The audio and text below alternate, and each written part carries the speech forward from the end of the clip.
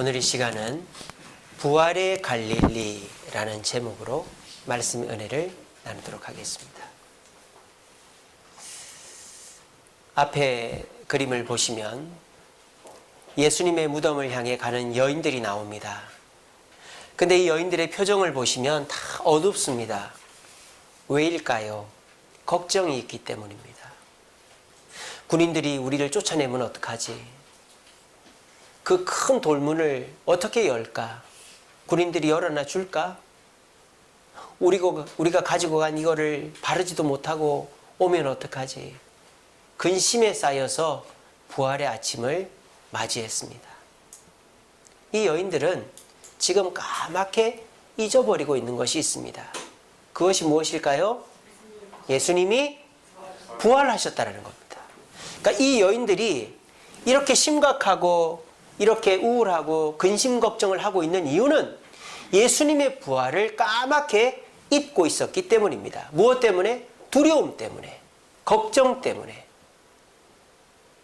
군인들, 돌, 여러 가지 걱정들이 짓누르다 보니까 예수님의 무덤으로 가면서도 예수님이 부활하셨다라는 생각조차 하지 않고 무덤을 향해 가고 있기 때문에 이 여인들의 표정이 이렇게 어두운 것입니다. 근데 이 여인들은 금방 기쁨을 회복합니다. 왜? 무덤에 가서 누구를 만납니까? 천사를 만났습니다. 천사가 기쁜 소식을 가르쳐줍니다. 이 여인들이 까맣게 잊고 있었던 소식을 가르쳐줍니다. 그것이 무엇입니까? 예수님이 부활하셨다라는 것입니다. 그 얘기를 듣는 순간, 그렇구나. 예수님이 부활하신다고 하시더니 진짜 부활했구나. 그 얘기를 듣는 순간 이 여인들의 표정은 밝아지기 시작했습니다. 기쁨을 회복하기 시작했습니다. 그뿐 아닙니다. 이 여인들에게 친히 예수님이 나타나셨습니다. 그리고 말씀하셨습니다. 너희들 평안하냐? 걱정하지 마라. 두려워하지 마라. 나는 부활했다. 그렇게 하면서 친히 예수님이 이 여인들에게 나타나 보이는 순간 이 여인들은 더욱더 기뻐할 수밖에 없었던 것입니다. 이 여인들이 두려움을 떨치고 기쁨을 회복할 수 있었던 것은 단 하나, 예수님의 부활에 집중했기 때문이다 라는 것입니다. 잔치가 벌어집니다. 요즘은 잔치가 그렇게 기쁘질 않아요. 왜? 날마다 잔치거든요. TV만 틀면 재밌는 거 합니다. 가게만 가면 맛있는 게 널려 있습니다. 그러니까 옛날에는 잔치자리에 가면 노래 한 자락 듣고 또 맛있는 음식 먹고 사람들 왁자지껄 모이는 거, 이런 거 때문에 잔치만 있으면 즐겁지만은 요즘은 맨날 잔치를 벌일 수가 있어요. TV만 틀면, 음식점에 가면 말입니다. 근데요, 요즘은 잔치가 즐겁지가 않아요. 맨날 뷔페 가서 음식을 먹어도 그 음식이 그 음식인 것 같아요. 맨날 TV를 봐도 아주 재미있는 것이 별로 재미가 없어요. 근데 옛날 잔치를 생각해 보세요. 잔치가 어느 집에서 돼지 잡는다, 어느 집에서 결혼한다, 어느 집에 돌잔치 한다, 어느 집에 7순이다, 8순이다 이러면은 한 일주일 전부터 막 동네가 들썩들썩합니다. 그리고 그 집에 언제 갈까 막 기웃기웃합니다. 그리고 그 집에 가서 일이라도 좀 도와가지고 자식들 좀 맛있는 거라도 먹이려고 막 기웃기웃합니다. 그리고 잔칫날이 되면 줄을 씁니다. 가서 맛있는 것도 먹고 즐겁게 합니다. 근데요, 옛날 잔칫날 가는 우리네 어머니, 아버지, 조상님들은 그 잔치 이외에 걱정거리가 널리고 널렸어요. 논에 물댈 걱정, 또 잡초 뽑을 걱정, 세금 낼 걱정, 자식 교육시킬 걱정, 몸 아픈 걱정, 집 수리할 걱정, 걱정거리가 싸고 널리고 널렸습니다. 근데 우리 부모님들, 우리 조상들은 잔칫날만큼은 걱정하지 않습니다. 왜? 잔칫날은 그 잔치자리에 가가지고 좋고 맛있고 대단하고 훌륭한 것들을 이제 내가 경험하기만 하면 되기 때문입니다. 괜히 걱정에 사로잡혀 있으면 그 잔치가 나한테 하나도 즐겁지가 않기 때문입니다. 똑같은 이치입니다. 여러분들은 지금 잔치자리에 오신 거예요. 어떤 잔치자리? 우리 주님이 부활하신 잔치자리에 오신 겁니다. 그러면 우리가 주님의 부활에 집중하면 우리는 기쁨을 회복할 수 있는 것입니다. 왜? 우리 주님이 부활하신 것처럼 우리도 뭐 할 것이기 때문에? 부활할 것이기 때문입니다. 여러분 창세기에 보면 여러분들이 잘 아시는 에녹이 나옵니다. 에녹이 죽음을 보지 않고 하나님과 300년 동안 동행하다가 승천했습니다. 그것이 그 시대 사람들에게는 엄청난 위로가 되었습니다. 왠지 아십니까? 에녹이 승천하기 58년 전에 아담이 죽었습니다. 아담이 934를 살고 죽었어요. 아담이 죽자 사람들은 공포와 두려움에 빠져들기 시작했습니다. 왜? 하나님의 저주가 사실이었어. 하나님께서 아담이 선악과를 먹었기 때문에 너희들은 수명이 닿으면 죽는다라고 말씀하셨습니다. 근데 아담이 죽기 전까지 사고로 죽거나 뭐 어떻게 죽은 사람들은 있을지 몰라도 아담이 수명이 다해서 죽지를 않았기 때문에 하나님이 저주가 진짜일까 아닐까 긴가민가한 사람들이 많았을 것입니다. 그런데 그 저주를 받은 당사자 아담이 자연사했습니다. 사고로 죽은 게 아니라 자연사, 숨이 다해 죽었단 말이에요. 그러니까 우리도 사고만 피하면 살 수 있는 게 아니라 우리도 죽을 수밖에 없구나. 그때 죽음에 대한 공포가 확 밀려왔던 것입니다. 근데 아담이 죽고 58년 후에 에녹이라는 사람이 죽음을 보지 않고 하늘로 올라간 것입니다. 그것은 많은 사람들에게 희망의 메시지가 된 것입니다. 왜? 우리도 에녹처럼 죽지 않고 하늘로 갈 수 있다. 어떻게만 하면? 하나님과 동행하면. 하나님은 에녹을 승천시키신 이유가 에녹을 위해서도 있겠지만 그 시대 많은 사람들에게 교훈을 보여주신 것이죠. 너희들이 이 험악한 세상에서 세상과 짝하여 살지 않고 에녹처럼 나와 동행하면 내 저주를 받았지만 죽지 않고 하늘로 갈 수 있다라는 그런 사인을 에녹을 통해 주신 것입니다. 오늘이 그런 날입니다. 에녹과 똑같은 사인이 누구십니까? 예수 그리스도인 것입니다. 예수님은 우리보다 더한 고난을 당하셨습니다. 우리보다 먼저 죽어 무덤에 3일이나 머무셨습니다. 근데 그 예수님은 보란 듯이 살아났습니다. 그리고 40일 후에 하늘로 올라가셨어요. 이건 무슨 뜻입니까? 우리들도 그렇게 될 수 있다는 희망을 주는 것입니다. 우리가 잔치자리에 갈 때 어떤 생각들 합니까? 나도 이런 잔치 해야지. 나도 내 자식 이렇게 결혼시켜야지. 나도 손자 손녀 나오면 이렇게 돌잔치 해야지. 다 그런 마음이에요. 그래서 지금도 인도나 파키스탄이나 저런 그 나라 개발도상국에 가면은 전 재산을 모아가지고 잔치를 한답니다. 심지어는요, 여러분, 부모 장례를 미룬대요. 언제까지? 장례에 필요한 돈이 모일 때까지. 심지어 저기 어떤 나라는 보니까 장례식 때, 부모 장례식 때 차도 사고, 소도 사고, 돼지도 사고, 그렇게 해서 많은 재산을 사서 장례를 치러야 부모에게 효도하는 거고 내가 돋보이기 때문에 부모가 죽어서 이미 시신이 썩고 있는데도 부모 시신을 저 어디 모셔다 놓고 그 돈 모으고 있더라고요. 그게 뭡니까? 잔치 참여하는 사람은 누구나 똑같은 마음을 가요. 나도 저 잔치 주인공이 되고 싶다는 마음이 있는 거예요. 오늘 이 자리에 오신 저와 여러분들이 예수님이 부활하신 것처럼 나도 부활한다라는 기대감이 있으면 이 여인들 처음에 올 때는 근심어려 왔다가 주님의 부활을 믿고 그다음에 목격하고 나도 부활할 수 있다는 기대감을 가지면 이렇게 기뻐하게 되어지는 것입니다. 여러분 많이 힘드시죠? 코로나 바이러스 때문에 가정이 힘듭니다. 자녀들 걱정이 됩니다. 우리 인호는 고3인데 지금 온라인 수업을 이제 내일부터 한다고 합니다. 우리 아이들도 학교를 못 가고 있습니다. 그리고 직장도 문제지만 사업장들이 더 큰 문제이지요. 얼마나 힘이 드십니까? 우리나라만 그런 게 아니죠. 전 세계가 다 힘듭니다. 미국은 지금 사망자가 2만 명이 넘었다고 합니다. 이 어려운 상황 속에서 도대체 어떻게 기뻐할 수 있단 말인가? 기뻐할 수 있습니다. 어떻게? 예수님의 부활을 묵상하는 것입니다.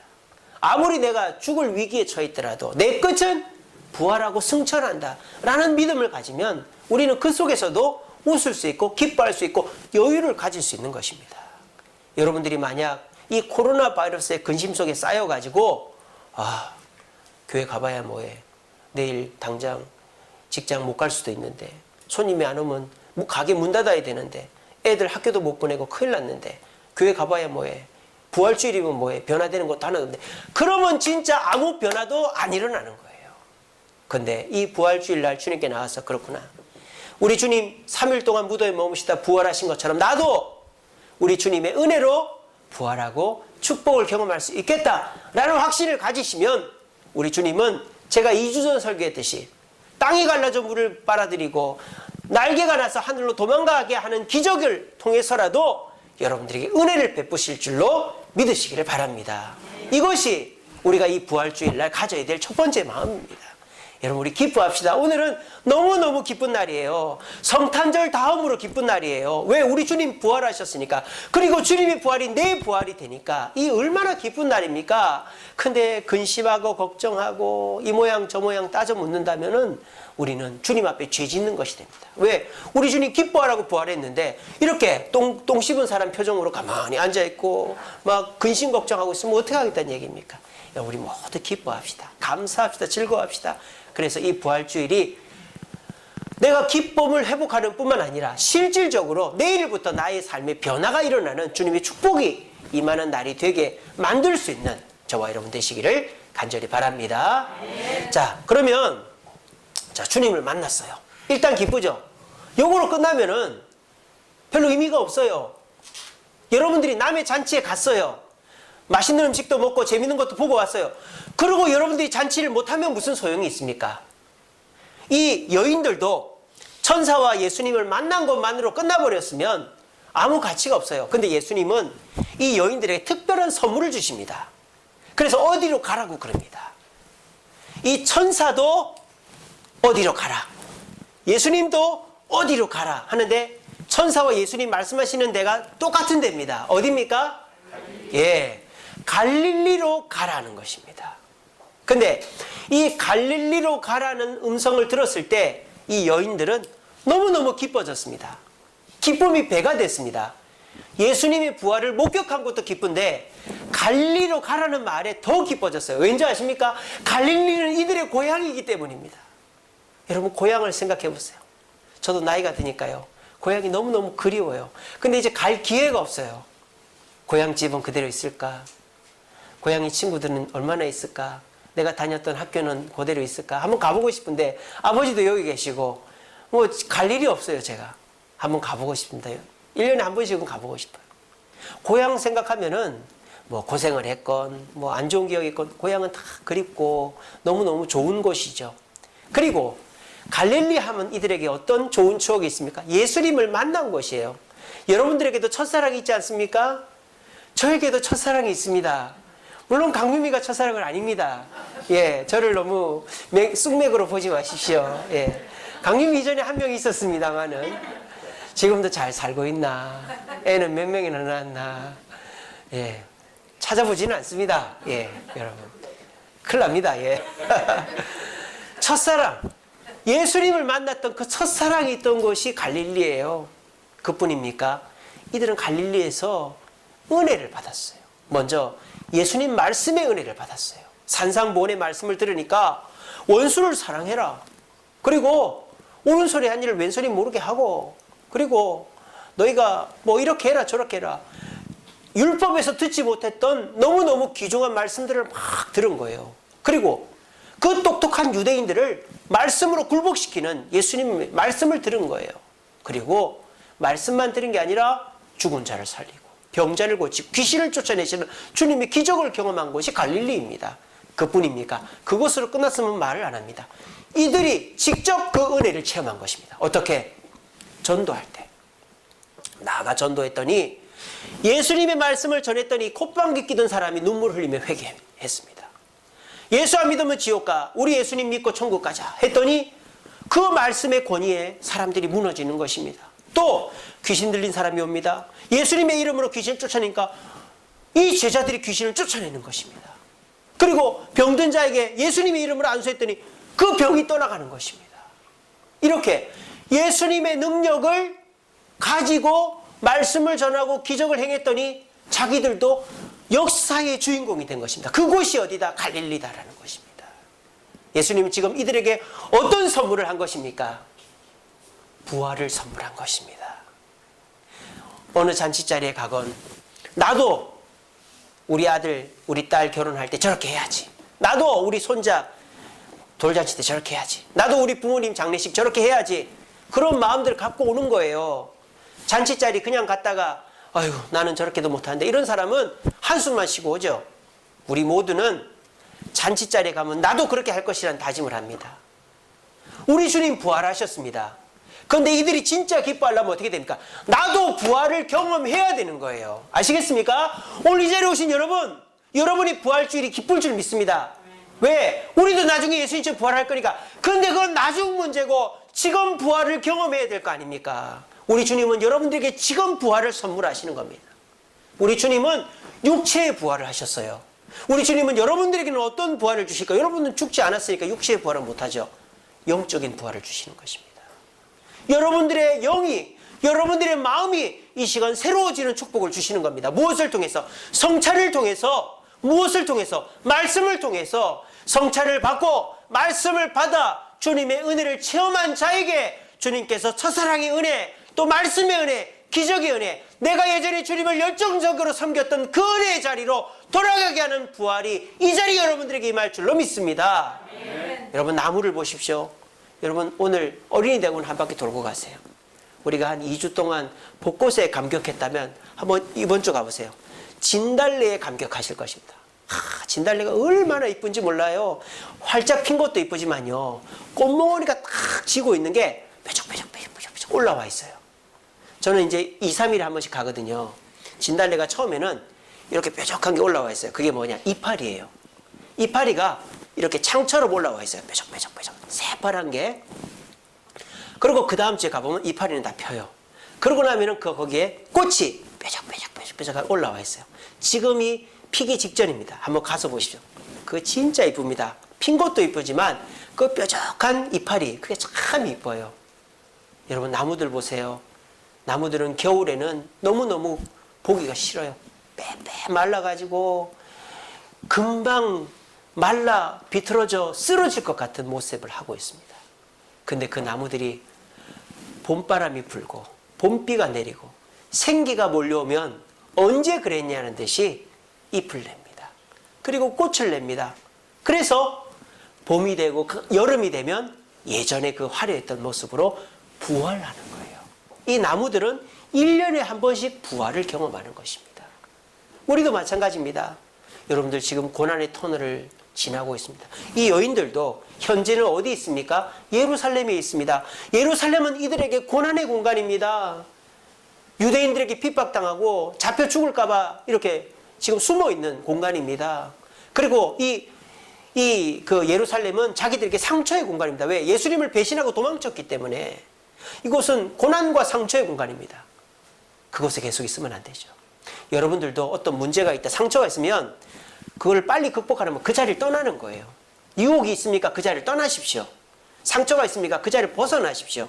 다른 사람을 만나고 내가 누군가와 헤어졌다면 다른 인연을 만나면 그 아픔이 해결됩니다. 내가 이 장소에 문제가 있었다. 그럼 그 장소를 한번 바꿔보세요. 다른 장소로 가보세요. 그러면 마음이 해결됩니다.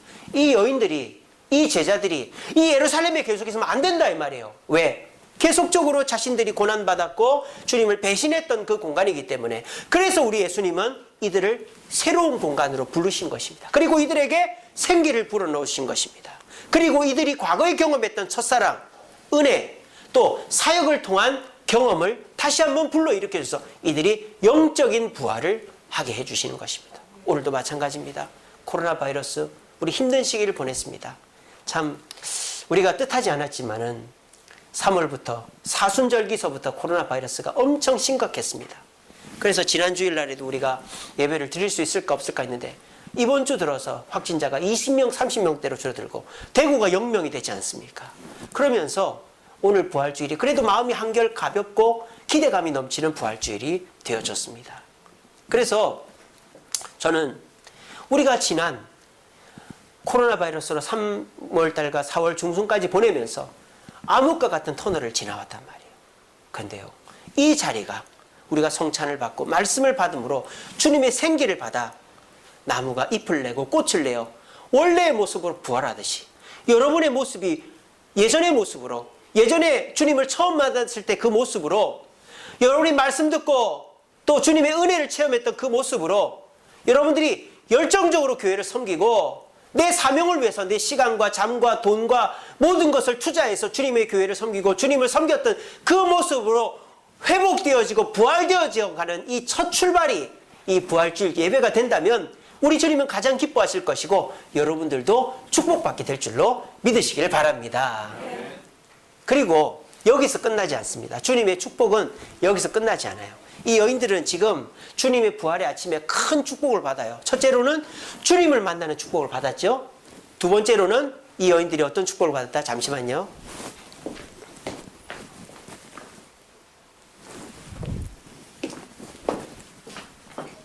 안전 문자가 와가지고 화면이 이상해졌어요. 두 번째로는 이 여인들이 자신들의 첫사랑을, 그래서 영적인 부활을 할 수 있는 축복을 받았어요. 자, 그런데 영적인 부활은 내 마음속에서 일어나지는 거지 현실적인 게 아니잖아요. 우리 주님이 이들을 갈릴리로 불러서 이들에게 또 선물을 주십니다. 뭘 주시느냐? 사명을 주십니다.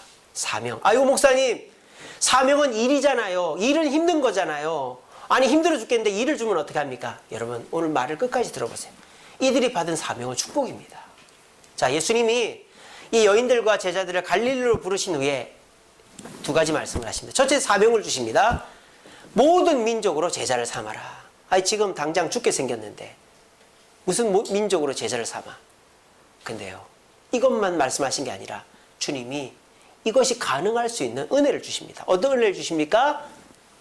세상 끝날까지 함께 있겠다라고 말씀하십니다. 자, 여러분 우리는 마태복음 제일 끝에 나오는 사명을 이것만 봅니다. 그러니까 우리가 어떻게 모든 민족으로 제자를 삼을까? 그러면 우리가 다 선교사로 나가야 되나? 우리 교회에서 선교사를 계속 보내야 되나? 우리가 헌금한 돈 선교비로 막 7, 80% 다 써야 되나? 그런 염려가 듭니다. 여러분 그런 염려를 하실 필요가 없습니다.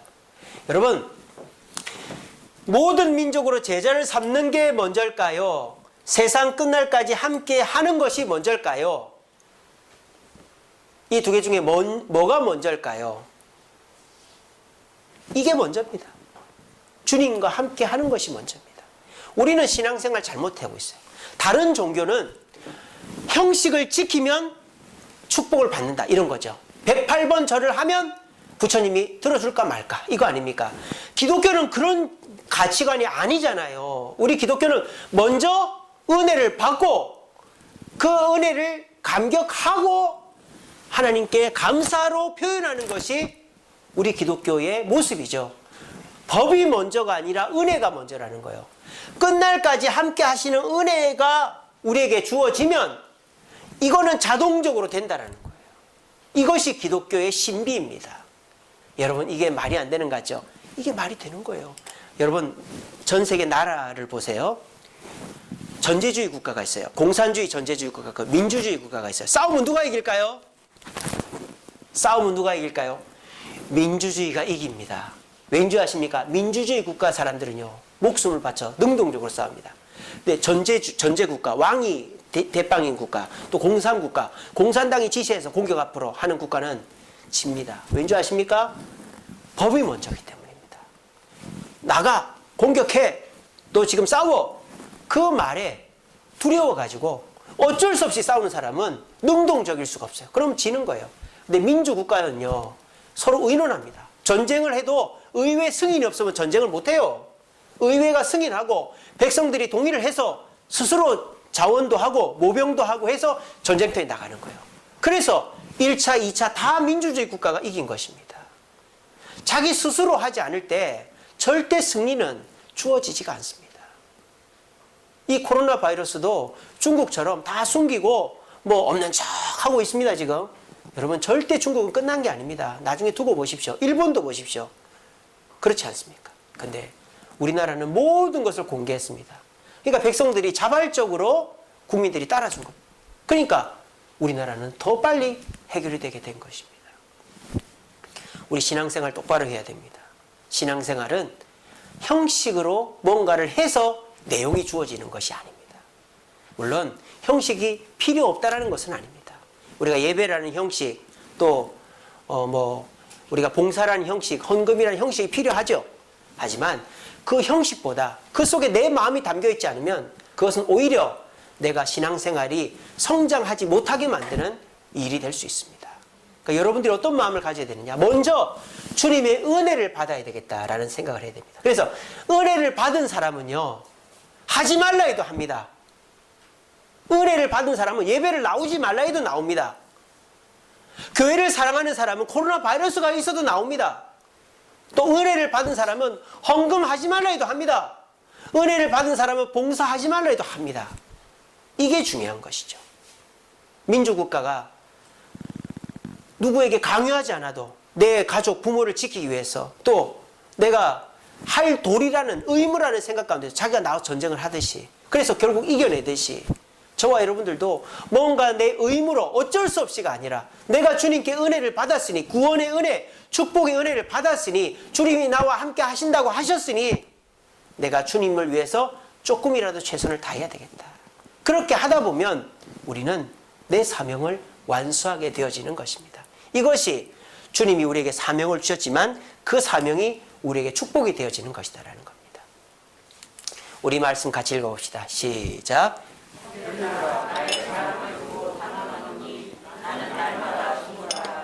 여러분, 우리가 오늘 이후로부터 이 부활의 아침에 주님의 기쁨을 회복하고 또 첫사랑을 회복하고 난 다음에 영적인 부활을 경험하고 난 다음에 우리가 내일부터 다른 삶, 전혀 다른 삶, 내게 은혜가 넘치고 또 내가 사명을 회복하고 그 사명을 위해서 최선을 다할 수 있는 삶을 살려면 내가 죽어야 되는 거예요. 내 생각이 죽어야 되는 거예요. 여러분, 나무는요 그냥 살아나는 게 아니죠.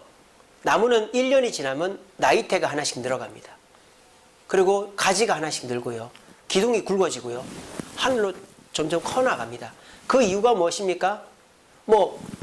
나무가 그 기둥을 키우고 가지를 넓히고 잎을 넓히고 하는 게 가지와 잎과 기둥이 하는 것이 아니잖아요. 뭐가 하는 겁니까? 뿌리가 하는 거예요. 뿌리가. 나무는 그저 땅에 뿌리만 받고 있으면 되는 겁니다. 죽는 거죠. 죽는 거예요. 어떻게? 뿌리를 계속 어디로? 땅으로 내리는 거예요. 그러면 나무는 삽니다. 근데 이 나무 뿌리가 나도 공기 좀 한번 맛보겠다, 나도 좀 바깥 구경 좀 해보겠다며 동화에 나오는 것처럼 이 뿌리가 세상 구경을 해버리면 그 나무는 죽는 거예요. 오늘날 많은 그리스도인들이 세상 구경, 나무 뿌리가 세상 구경을 하게 만드는 거예요. 그렇게 해서 하나님 앞에 내가 죽어야 되는데, 하나님 말씀처럼 내가 하나님 말씀을 향해 뿌리를 내리고 점점 내려가야 되는데 그걸 하기 싫은 거예요. 내 생각이 살아있는 거예요. 내 결심이 살아있는 거예요. 주님, 그게 맞긴 하지만 지금 당장에 내 뜻대로 한번 해보고 싶어요. 그러면서 뿌리가 밑으로 내려가야 되는데 공중을 향해서, 세상을 향해서 뻗어나가 버리면 그 뿌리는 마르고 결국 그 나무도 말라 비틀어져 죽는 것입니다. 제가 어제 화분을 6개 사왔습니다. 예전에 저 위임식 때 선물 들어온 화분에 난이 다 죽어가지고 그거 다 빼내고 저 밖에 보시면은 보라색 화분 6개를 딱 심어놨어요. 근데 그 화분에 이 꽃을 빼니까 뿌리가 꽉 들어차 있는 거예요. 왜? 화분이 막고 있으니까 더 이상 뻗어나갈 데가 없는 거예요. 그러니까 그 화분은 더 클 수도 없고 자칫 잘못하면 거기 죽는 겁니다. 근데 거기다가 제가 마사토를 깔고 또 퇴적물이 많이 들어있는 흙을 깔아서 그걸 딱 묻어줬어요. 물론 이렇게 정원에 묻어주면 더 좋겠지만 아마 저 나무는 더 많은 꽃을 피우고 더 싱싱하게 자랄 것입니다. 왜? 그 뿌리가 숨통이 트이기 때문에. 오늘 이 시간이 여러분들의 뿌리가 숨통이 트이는 시간입니다. 세상에 꽉 묶여 있었습니다. 코로나 바이러스에 묶여 있었습니다. 경제적 형편 때문에, 가정 형편 때문에 꽉 묶여 있었습니다. 그걸 우리 주님이 여러분들 풀어주는 거지. 그걸 풀어주고 주님의 옥토밭에다 묻어준 거예요. 여러분들은 뭐만 하면 됩니까? 주님과 함께 있으면 돼요. 그리고 주님의 말씀 앞에 순종해서 그 뿌리를 밑으로 내리기만 하면 돼요. 그러면 여러분들의 위는 화려하게 부활하는 것입니다. 잎이 나고 꽃이 나고 더 쑥쑥 자라게 되어지는 것입니다. 오늘이 그런 시간입니다. 그래서 이 부활주일은 우리에게 기쁨과 만족의 날이 되어지는 것입니다. 말씀을 맺겠습니다.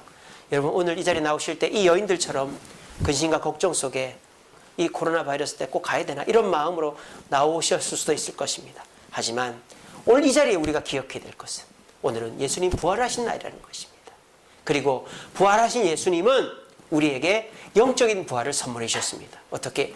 오늘 말씀을 통해서 과거에 내가 예수를 믿고 은혜 받았고 주님을 열심히 섬겨서 기쁨 얻었던 그때로 돌아가게끔 여러분들의 마음을 리크리에이션, 리마인드 하게 해주셨습니다. 여러분, 과거에 내가 주님 앞에 충성하며 받았던 그 기쁨의 시간을 떠올리시며 우리 그때로 돌아갑시다. 그렇게 하려면 어떻게 해야 된다? 복잡한 게 아닙니다. 주님께 뿌리를 내리면 돼요. 나와 함께 하시는 주님께 뿌리를 내리고 그 말씀 앞에 순종하며 날마다 나를 죽이면 우리는 바울이 고백한 것처럼 날마다 살게 되는 것입니다. 우리 모두 이 부활의 아침에 나를 죽이고 나와 함께 하시는 주님과 동행함으로 주님께서 나를 살려주시고 주님께서 나를 옛날로 부활시켜 주실 뿐만 아니라 더욱더 크게 성장시켜주는 역사가 이 코로나 전국 속에서라도 나만큼은 하나님께서 피할 길을 주시고 축복을 주셔서 오늘 이 시간 이후로부터 내 가정과 직장과 내 사업에 하나님의 축복이 임할 것을 믿으시고 주님 곁에서 주님의 축복을 받아 누리며 부활할 수 있는 저와 여러분들이 되시기를 간절히 바랍니다. 기도하겠습니다.